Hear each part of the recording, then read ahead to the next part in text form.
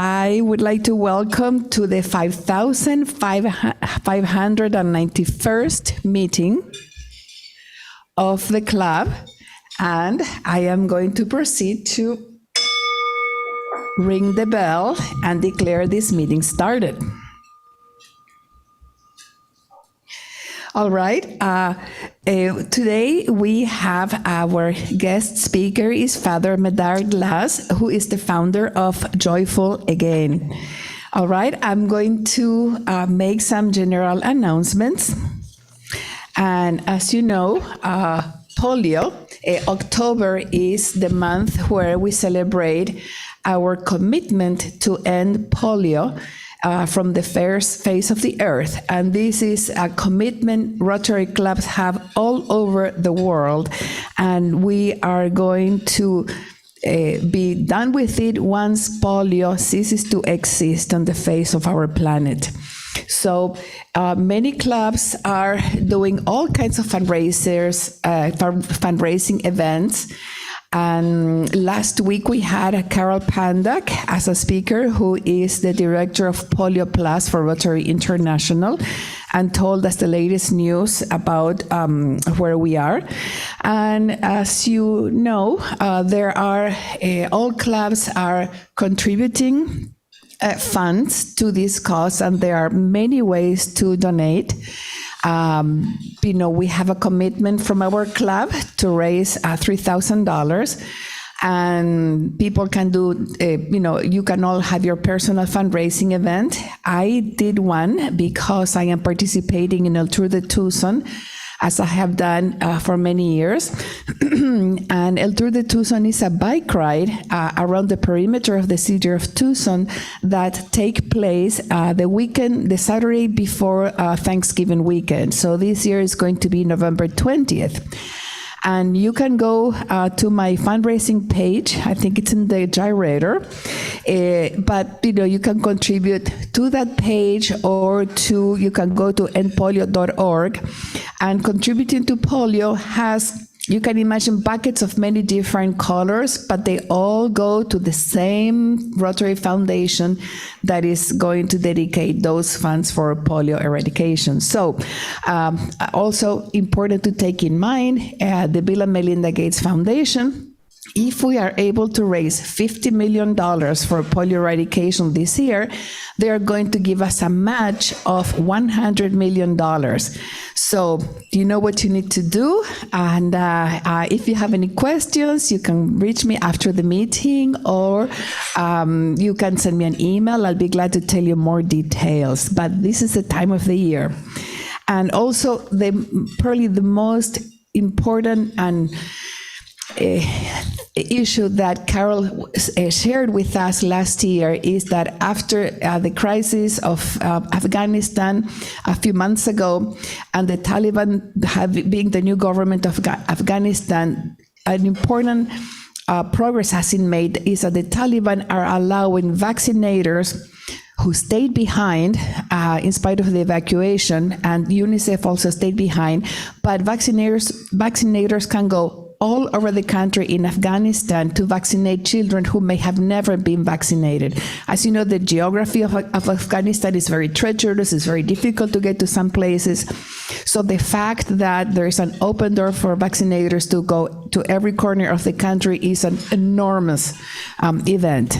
So, all right, so this is what I have to tell you about polio and the fundraising event. And as always, we have guests here on Zoom and on here at the Union League Club.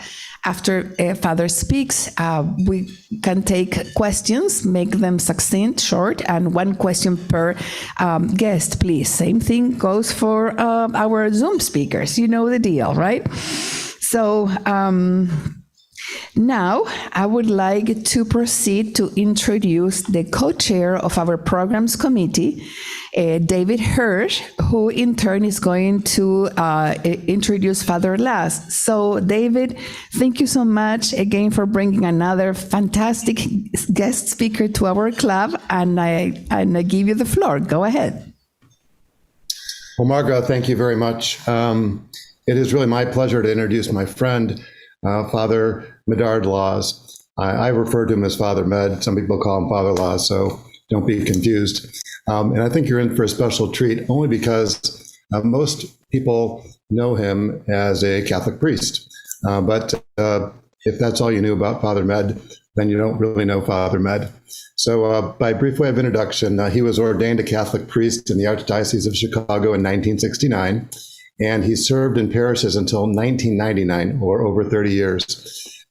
He is also the founder of Holy Family Parish in Inverness, which he started in 1984, if I remember.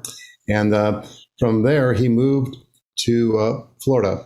He lives in Fort Lauderdale. And when I think of Father Med, what I think of is he's really a serial social entrepreneur. And let me explain. He's the co-founder of Rainbows, which is a support program for children in single parent or blended families. And over 2 million children have attended the programs all over the world. He's also founder of Joyful Again. And it's a weekend program for widows and widowers that is held throughout the country.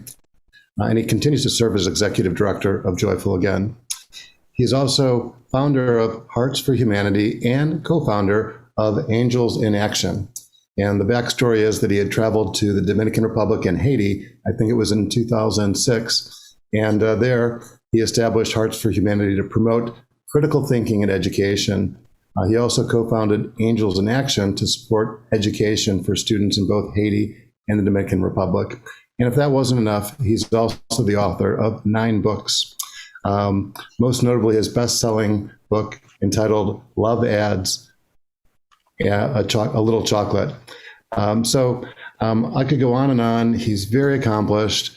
We've known each other for, I'm going to guess, 15 or 20 years. He pops into our Bible study on Wednesdays every once in a while when he's in town. And Father Med, thank you so much for joining us. And I look forward to your presentation. Thank you so very, very, very much, David.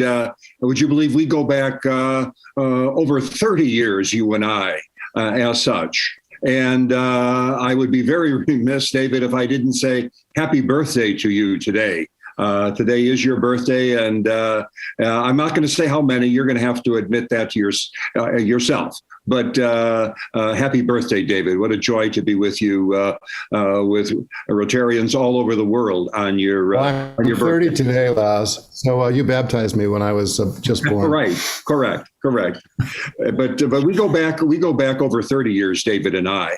And as he said, I've been a parish priest in Chicago for a total of 52 years. And for many of those years, I was on the north side, south side, in the suburbs.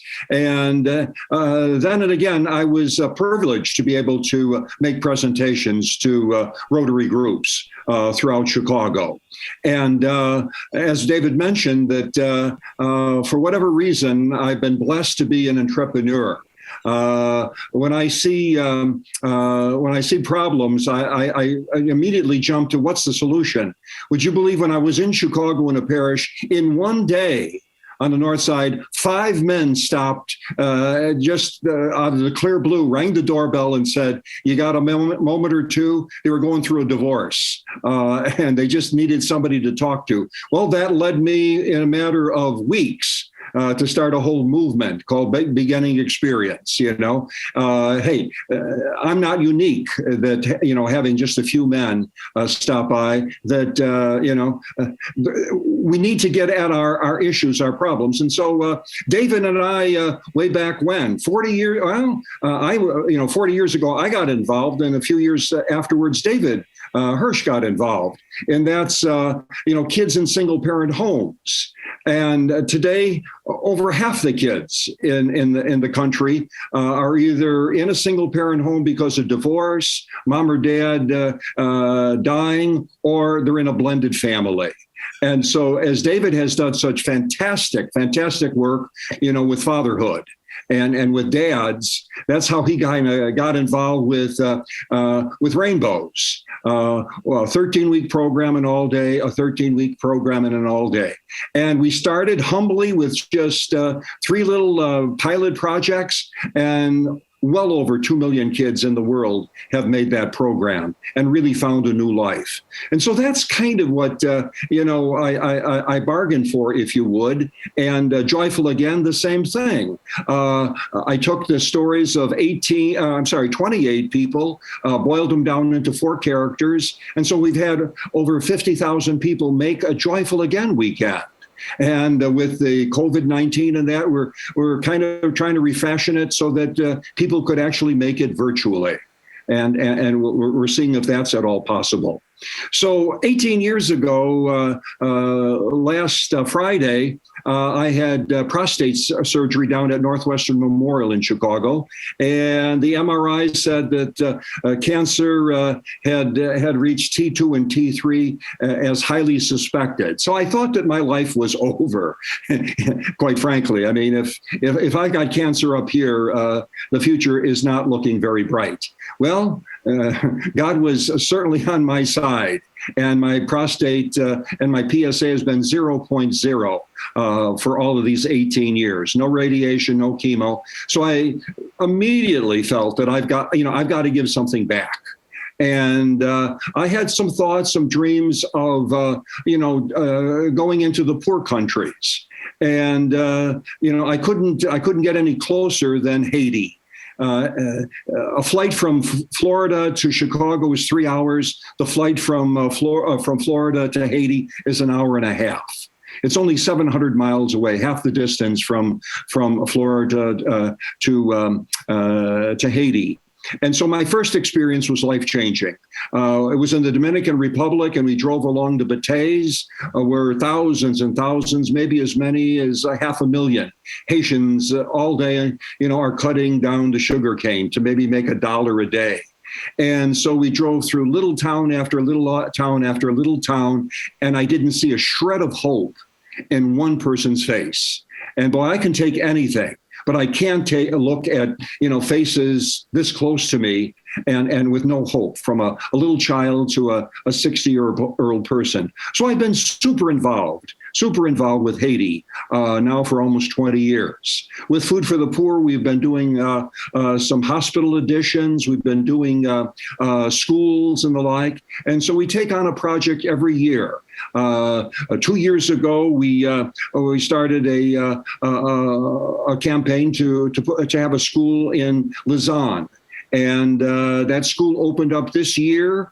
Along with the school opening up, Notre Dame school opened up. The principal said, "Gee, we don't have enough tuition for some of the children," and so I, sent out a letter saying, thank you so much for helping us to build the school, to our donors. And Sister said that there's not enough resources for some of the really poor kids in the neighborhood. Well, would you believe $21,000 came in? And that was way more than enough, tuition for the kids. So, being the entrepreneur that I am, I said, "Hey, let's start Haiti Dreamers." We've got enough for the next 3 years tuition. And then hopefully after that, God will provide and others will provide, and we'll be able to help these students in the future. One of the things that I noticed going to Haiti for almost 20 years is that so many of the kids drop out of school when they get to about 5th or 6th grade. And I think that the reason for that is that, when they get to that age, they don't feel that they're learning the right kind of stuff in school, and they could go into the marketplace with mom or dad or the family and maybe make $1 a day. And so they drop out of school. Only 30% of the kids in Haiti are in school after 6th grade. So with this Haiti Dreamers program that we're starting, we're saying to the kids, not hopefully just in this school, but hopefully we can reach out to many, many, many schools and say, "Hey, we have the same dream for you that you have. If you'll stay in school, we'll find a way for you to get a great education. You'll be able to, to stay in school all the way through high school, and hopefully scholarships through college." And so we're making that commitment there as such. And I have with me here today from Haiti, Regine Francois. And so she and I have teamed up about almost 4 years ago. And what we're trying to do is, the right kind of education that we feel that the kids in Haiti are not really getting, which is, of course, critical thinking and problem solving. We read every day in the newspapers about the civil unrest. It's still making the news every day about the 17 missionaries, and with some of your questions, we could get into that a little bit. But those conditions are terrible. Not only are 17 U.S. And 1 Canadian missionary getting kidnapped, but we also have, just ordinary poor Haitians getting kidnapped, every day. Regine can tell a story or two of many that she has to encounter every day with the turmoil going on. But she and I are committed. And so many people, you and Rotary, are committed to get beyond the headlines that are so negative every day to what, not only is possible, but what is going on.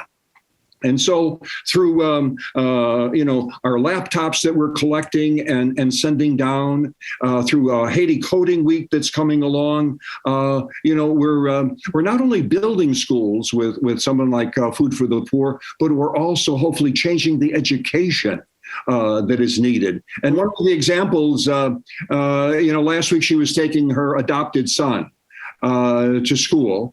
And, along the way, and she has, riding along with a security guard, that she hires to get her around in Haiti safely, hopefully. She saw 2 cars that were pulled over and, people were being robbed. And, the firepower that they had, the robbers, was far greater than what she had next to her with her security guard. And so she feels for her son who sees that, let alone her own safety that she feels every day. And so the typical person in Haiti today is going through, just terrible, terrible, terrible unrest and feelings of insecurity as such. And so what Regine has done over the years, these last, say, 10 years, she's founded the Haiti STEM Alliance. And so, working with kids to learn science, technology, engineering, and math. And she's had workshops and, of a whole variety of nature. And this summer she had, amidst the turmoil, she had a Haiti a summer camp. She's done that any number of years for kids to learn how to use the internet, how to do coding and Scratch, and on and on and on. I don't know, has she been able to join us back again? Yeah, I'm back. Sorry about that. Please, go ahead. Go ahead, Regine. So to pick up where Father Laz left off, yes. So this summer, because of all the issues we're having, we had to do a summer camp online. And we're now preparing First Lego League robotic competition. So we're waiting for kids to come into the country so that we can kick off that event. We are kicking off Haiti Code Week on Monday, which basically is initiative online so that we can reach all 10 departments in Haiti. The teaching, basically, the first day is going to be answering questions about what is coding. And then we have 1 week of full training for teachers, for kids, just having sessions online and introducing coding in general. Then following that, starting in January, we'll start teaching coding, how to code in Creole. So the initiative here is to completely, not necessarily translate, because you can't translate coding tags, but we can create a dictionary that will help Haitians that don't speak French and primarily speak Creole to be able to understand and use those tags properly in their own programs. So the idea here is really to just ensure that we include as many Haitians as possible, as many children as possible in this technology world that we are living in, because most of us are walking around with a smartphone and we're not using it at its full capacity. So we figured if we could put these sessions online, then at least they could get to YouTube and learn how to code and learn for themselves. So that is the idea. That's the plan. Father Laz and I are working really hard in getting computers in as many schools as possible by getting 3-year-old computers donated to the organization. So education is our only focus. I can't even say primary focus. It's our only focus, and we're doing it in critical thinking, computer technology, robotics. We have 2 competitions coming up now at this point. First Lego League, and we're working on FTC as well, if anyone is familiar with First Lego League in the States. So I remain quite busy, and Father Laz helps me maintain all these dreams that I have for this country that I love so much. Hence the reason why Haiti Dreamers was a perfect addition to everything we're doing, because now at this point, we can ensure that these kids not only are getting an education in technology, but also getting an education in general, to ensure that they complete their education, no matter what school that they go to. I think this year alone, our project has started with, I want to say 45 to 50 kids being sponsored for their full education.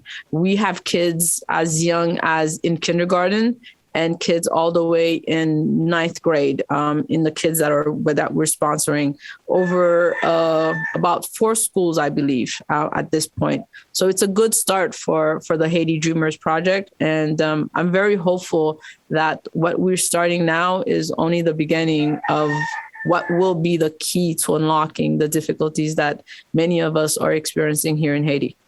Thank you very much.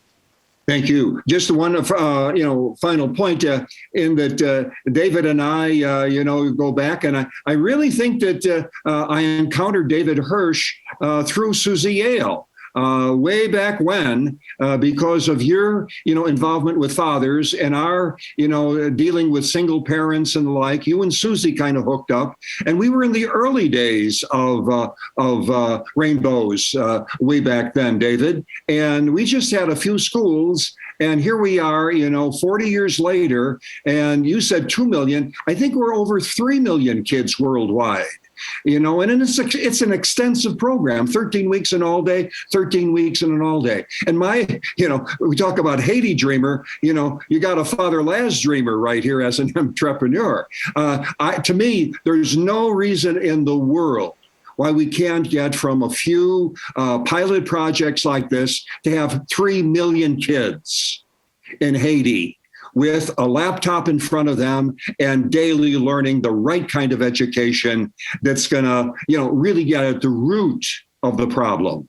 That they can make a really good living online. They can really work on the infrastructure. They can really work on, the things that really, get at the core problems of, just got to give them the opportunity, just have to give them the opportunity. And personally, I have not met anybody like Susie Yale, that just the 2 of us started Rainbows until I met Regine. And when I met Regine 4 years ago, I said, oh my God, here's somebody else in my life finally that knows how to turn an impossible situation around.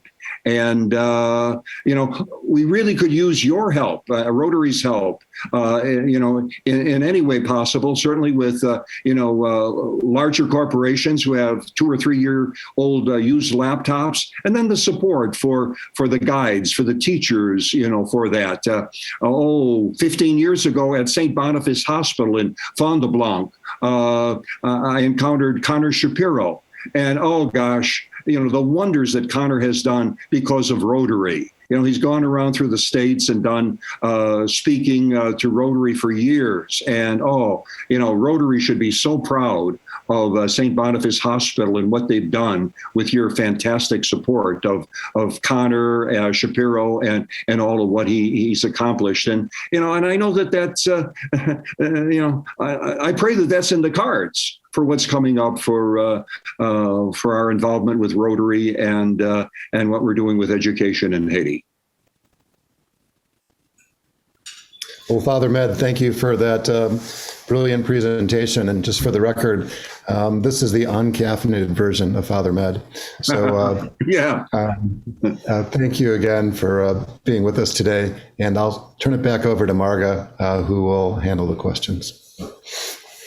Well, Father Medard, I have to, should I say Father Med? I go by any name. Okay. Well, while you were speaking, I have to say that text messages were going back and forth among members of our club. And certainly we would like to stay in touch with you through David and see what, how we can help. And you say that other Rotary clubs have been involved. Well, the more of us, in Rotary, we'd like to have clubs work together in projects. So we're certainly going to stay in touch because we have already, we're active in Haiti. Perhaps when you were in the Zoom conversation before the meeting started here, one of the guests we have in the Zoom call is from a district in Rotary that oversees Rotary's aid to Haiti. And as you may know, Rotary has many programs in Haiti.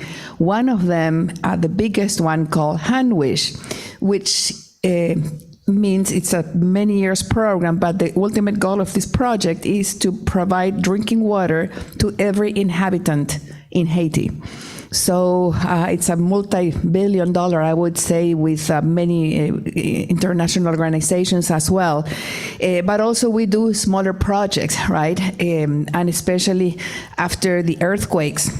The recent one and the previous one a few years ago, Rotary has been tremendously involved in helping. So we are going to stay in touch, and I would like to thank you so much for being with us because you certainly have touched a nerve in this club. Now, I would like to open the floor for questions, and we can start today with questions from the Zoom platform. All right, and let me see. I have messages that say, happy birthday, David. Happy birthday, David. Happy birthday, David. So let's see. Yes, here, one question we have, if someone wants to support one or more of the programs, what are some of the best ways to do so? Okay. Or can you share, Father, an example of seeing a shift from hopelessness to hope? Okay, so in terms of the first part, if somebody would like to help, my name and email address, Medard Laz, MEDARDLAZ at AOL.com. Would be, you could be in touch with me, and then through Hearts for Humanity and the like, you could be involved with these programs. And of course, penniesforhaiti.org. You could go online. They have a wonderful website, and you could check out the work that Regine, is involved with. So from hopelessness, to hope, and with the schools that we have done in Haiti, where these people for generations have just sat out in the middle of nowhere in the heat and the storms and everything like that. And when we open up a community center, when we open up a school, I mean, it's like, they just have tears flowing down their eyes. I remember, pretty much when we started, with Food for the Poor, we were digging wells. These poor women and children, just walking for hours every day to get some clean drinking water and to have a well right in their community, the smiles on their face, the joys, the wonder that is there, And when we started planning this year's project in Rousseau, we had no idea that there was going to be a 7.2 earthquake in August. And so here we are building a brand new school, and that will get going. We were so blessed to be able to raise now $151,000. to build a new school in Rousseau, in the fault line of where schools and churches and homes just got knocked down by this August. So we're starting that new school in by the end of this year. We'll be plowing and laying the foundation and all, and that will be such a sign of hope for the people. As one author said in an article about Haiti a couple of weeks ago, he said, Haiti lives off of one thing, and that's hope. If you don't have hope, you can't live in Haiti. And so that's what we're all about, trying to move things along so that a person says, there is going to be a tomorrow. There'll be a tomorrow for me. There'll be a tomorrow for my children, for my grandchildren. The people that are leaving Haiti are the ones that, are wondering about that hope. Is there a future? But we're talking about hope today, pure and simple, and people have hope when they see a school going up. They have hope when they have a laptop in their hands. Maybe Regine would like to add to that, from hopelessness to hope. Regina, go ahead. Maybe we lost her. No, I'm here. Definitely what Father Laz said is accurate. I find Haitians to be so resilient. At times, I wish I could figure out where their power comes from one earthquake to the next, and from every other challenge that comes in between. They always seem to come back fighting even harder and believing that God will get us through this. God is here with us. So I would have to say that must be their strength. And hope is, the question is, how do you even spell hope? Hope will be in making sure that they know that tomorrow morning they wake up and they have food on their tables. And that's how Food for the Poor gives help a lot. Hope, even in my house at times, because we support a few orphanages and we tend to do food distribution. We give hope through our education programs. We give hope through helping a child who is dying of malnutrition, and we send them to a hospital. It's incredible how hope is written and what it looks like. And it's the idea of all of us working together hand in hand and making sure that we don't let go. I tend to always say it should not be a handout. It should be a hand up, to make sure that we're not crippling the system, but we're reinforcing it to make sure that they can move forward. I don't believe that if we pay the education of a child for a parent, that it's a handout, because if they don't have to worry about paying for school, then whatever it is that they're earning can go towards them feeding their family. So the work that we're doing, the support that we get from everyone, with no exception, is welcome, and is the idea of hopeless to hope. That's the best way that I can explain it. Well, thank you, Regina, very much. I see that in the chat box you posted something about teams, and a team is sponsored for $2,500. Could you expand a little bit on that? And what I'm so sorry. I forgot to choose. The question was asked directly, and I forgot to change my status to the person instead of to everyone. So one of the things that we do here is First Lego League competitions. And this year, we decided that we would try to see if we could get teams sponsored, so that we could have more teams in these competitions. And the sponsorship for a team, the cost comes from the First Lego League fees, the robot itself, the table that they have to pay, the kit, the tablets, the trainer, that trains the teams. So all of the fees came out to be $2,500. So I had a question that was posted directly to me, and I failed to change that. So I'm sorry about that. Oh, but no, yes, that's what that message was about. Sorry. Sorry, what did you say? No, this is a robotics team. Yes, it's a First Lego League team. So First Lego League is a U.S. competition, and it's held worldwide. Usually they have what it is, they give you a theme for you to work on and you solve an issue. Last year it was, what would a perfect city look like? This year it's how do you deal with transportation?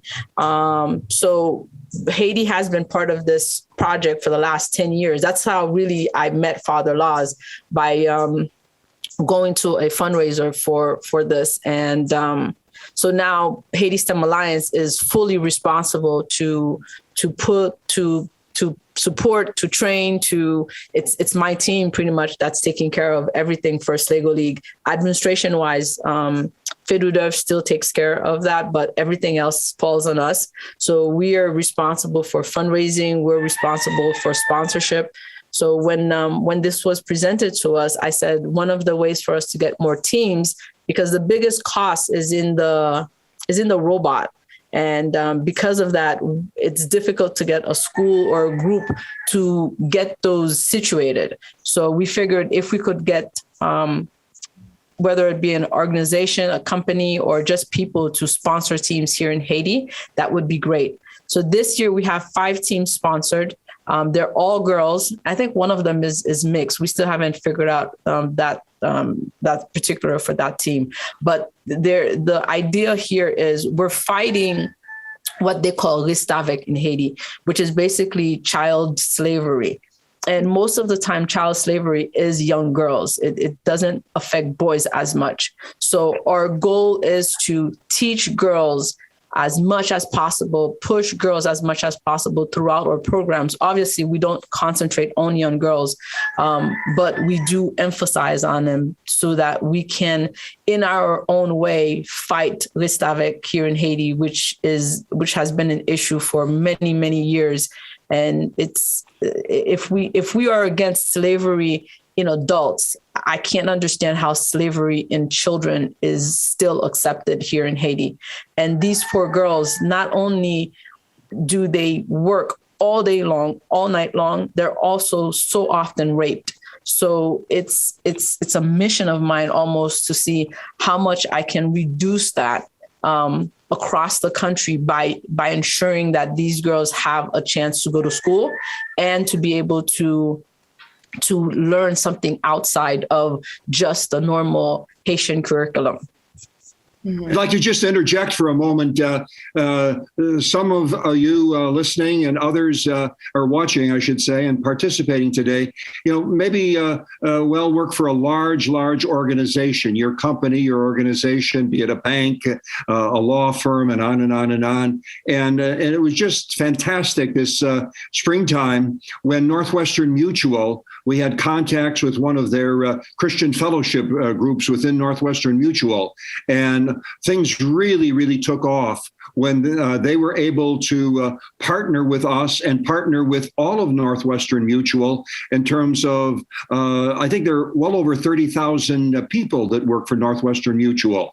And we're dreaming of getting most of those laptops that are replaced every 3 years, and they're starting to come in. And then also, while we were talking, they said, well, we'll take on one of these Lego teams that Regina has just been talking about. So it's Northwestern Mutual. Their different offices are taking on each of these teams, and they'll have T-shirts, Arizona, Chicago, wherever, Miami. They'll have T-shirts as the kids compete with one another with their robots, and the theme being transportational. So if you're part of a bank, you're part of a larger organization, we would love to be able to work with you to get those 2- and 3-year-old laptop computers, and of course with some financial support, to train the guides and the teachers. And as I say, if you go at it in the right way, you can transform a country such as Haiti that has so many problems, but we can come on with so many answers to those problems as well. That's correct.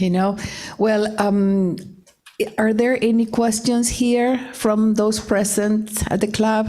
I have one more question on Zoom. No?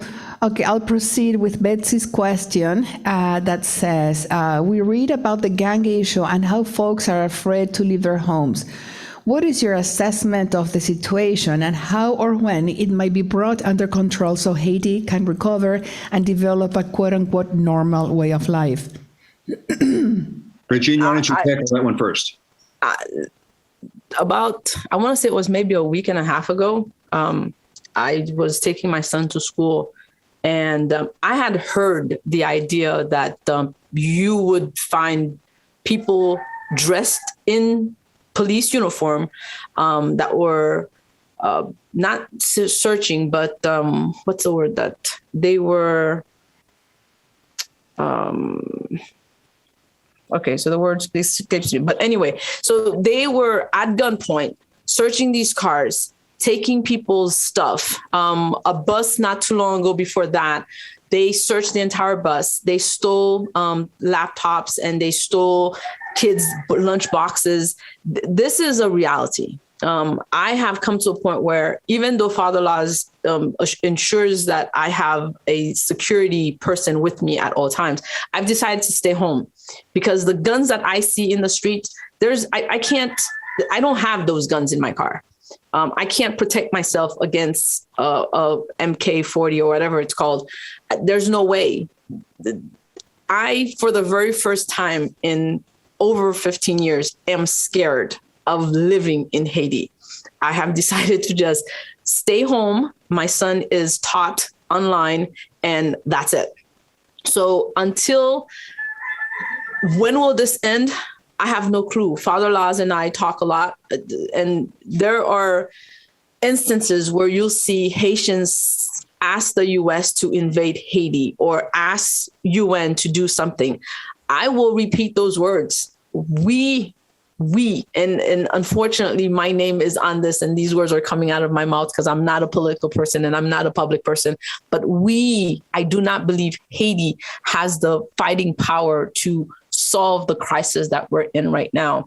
We are officially in 2 days of lockdown, and it's supposed to last until the end of whatever. We have no fuel, or the fuel is in the country, but it cannot get to the pumps because the trucks cannot cross an area. Yesterday, I heard they asked $500,000 to allow for 1 day for the trucks to be able to deliver the gas in Port-au-Prince. We are surviving. We're not living. This is the reason why I've had to change everything to be online. I don't believe I should let this stop us. I refuse to think that because this is going on, I should stop my projects. They are barricades. It's either I go around them or I go through them. And since I can't physically do either, the internet is my solution. I'm glad because I have a technology background. That's what I studied in college. But at the end of the day, the crisis here in Haiti, I don't think the solution should come from us. The solution should be us. But when you have so many guns, it will be a bloodshed before this can stop. That is my opinion. And I want to make sure I'm very, very clear on that. This is my opinion. What is really going on in Haiti, I don't even believe the people that are in charge know what is really going on in Haiti. No one knows. We are all speculating because there is bigger powers at stake and we don't know what they are. My goodness. Well, I would just add to that. There's certainly no easy solution, and coming up with any kind of a solution, given the deterioration of the state, is hard to come by. But there was an article in yesterday's New York Times on the op-ed page about the kidnappings in Haiti and how it's the worst in the world. I would very much encourage anybody anybody who's interested in that to please check yesterday, October 25th's New York Times, the op-ed page, and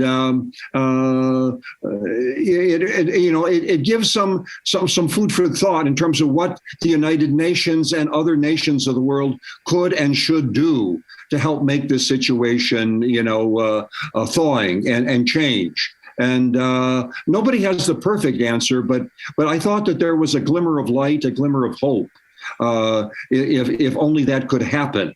What is alluded to in that article in yesterday's New York Times on the op-ed page. Thank you very much. We'll certainly look into that. And yes, the news that we hear, we see here are not that different than what you, Regina, are telling us. So, well, one piece of good news, Rotary does not give up either. And I know you will prevail because what you're doing is good. And yeah, it's I admire for the work that you are doing there. So, and please take good care of yourself and your son and Father Ed as well when you are there. Well, I would like to thank you on behalf of all our members for telling us a raw reality of Haiti. And as a token of our appreciation, Father, we would like to extend to you this certificate that will be mailed to you, and for you coming and sharing your story and your activities. Thank you. Really, thank you very much. Thank you very, very much as well. So you are invited to stay with us until the end of the program. We will continue with some of our admin and news and updates. So you can see a little bit of what else do we do here in Chicago. And well, we'll stay in touch for sure. All right. Thank you so much, Marga. And David, thank you again for what you do for the programs committee. Thanks. So I would like to, well, as you know, we have shared with Father Medard and Regina most of our time. So I will leave for later our introduction of guests, but I would like to see if Ed Graziano, are you online?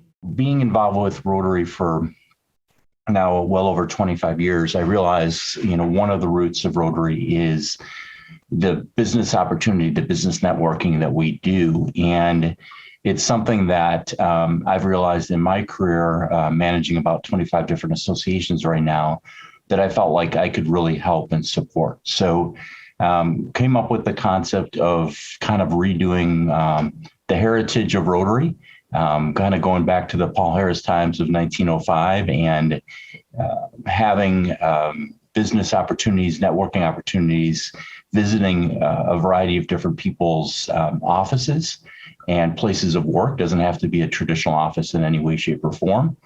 So we had our initial meeting, had about 15 people and have about 25 people overall, part people from the club, part people from other organizations, some really good business networkers who are very interested in the concept.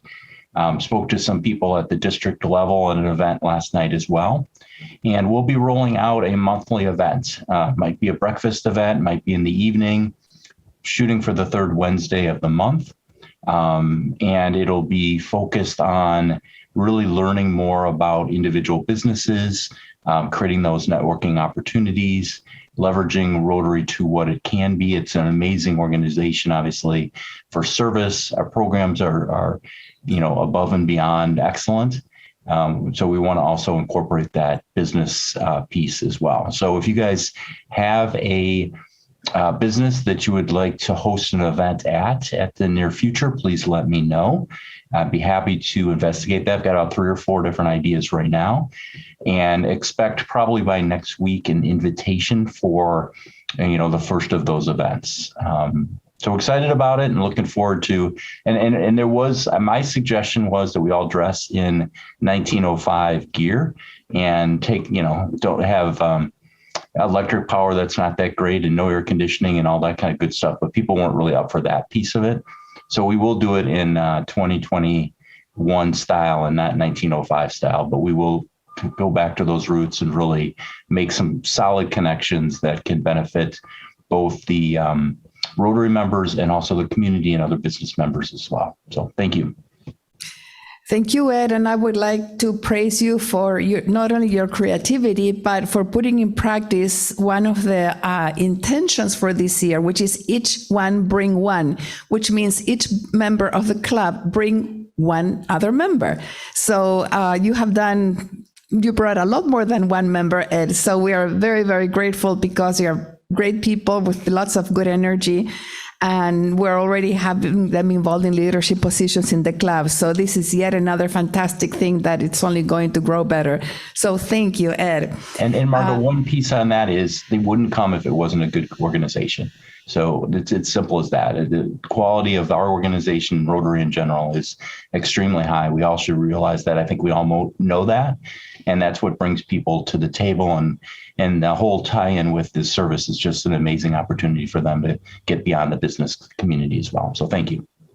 All right. Well, thank you again, Ed. So now, Sarah, would you like to come over and tell us about were you at the school event on Saturday? No. No. Oh, Eric. Okay, come on over.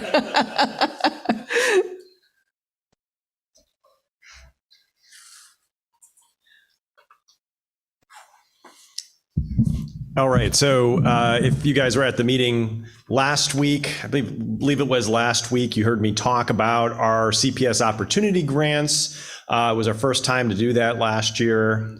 We gave 10 grants to 10 different schools, CPS schools, for a variety of very innovative and creative projects focused on education.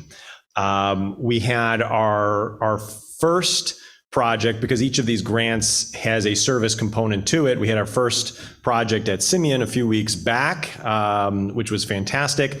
We had our second one last Saturday at Haynes Elementary School in Chinatown. And this was basically it was called the Cultural Taste of Chinatown, and it was an opportunity post-COVID to try to bring students back together and students in the community back together. And we basically supported the creation and execution of this event. And the children basically learned about different elements of Chinese culture and then presented that in various forms at the event. And so we were there to experience that, to work with the students. We got to see a variety of interesting cultural displays, as well as some dances. For example, there was a traditional dragon dance, and the dragons paid homage to Rotary 1 by coming up to our group and bowing 3 times, and we gave envelopes of cash into the mouth of the dragon, and they ate the money, which is where your donation went, to feed the dragons. So it was a fantastic event. The tie-in with the community was also that it was open to the community, but the kids had also put together these little QR codes with restaurants in Chinatown, their favorite restaurants, that they would hand out to the guests there. So then you could maybe grab a bite to eat afterwards. So that was kind of the promotion of the community. So it was a fantastic event. We have 8 more grants left to go with service projects. So stay tuned, and I hope to see you all at the next one. Thank you. Thank you, Eric, very much. No, this is great because the Community Services Committee, chaired by Sarah and by Wes Westerfield, had the brilliant idea of bringing these grants to CPS, but they had to have a component that included an in-person a service project from us Rotarians. So that was brilliant. And those grants, the applications are open for this year again. So we're running out of time. So what I would like to announce, we're going to be sending an email to the new members who have joined the club in the last 2 years to tell them that on November 5th, we are having a new member orientation. And if there are things you forgot about Rotary and you would like to know, you have to go and listen to Laura tell you how it is. So, in fact, we had a lot of fun at the last orientation, and it is also a good opportunity to meet the new members with all the talents they have to offer. So, November 5th, at 12 p.m. It's going to be only on Zoom. Doesn't get easier than that. All right, so I have 3 minutes to go. You can check on the website our upcoming meetings. Friday, as you know, you can come to the Union League Club. Tomorrow, you have to register for next Tuesday's meeting. All right. And again, we like you to join committees. Most of you are in committees. And if you want to join too, you can do that too, of course.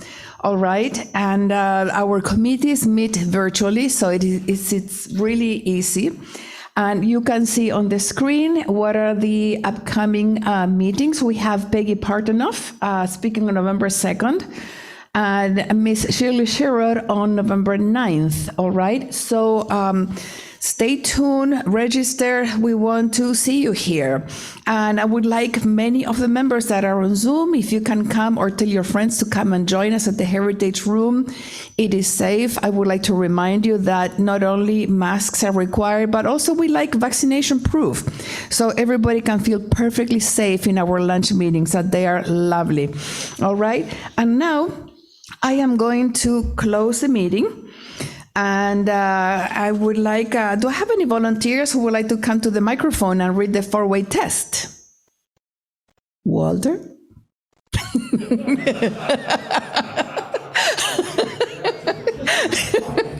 Walter was sitting the closest to the podium. All right. Okay.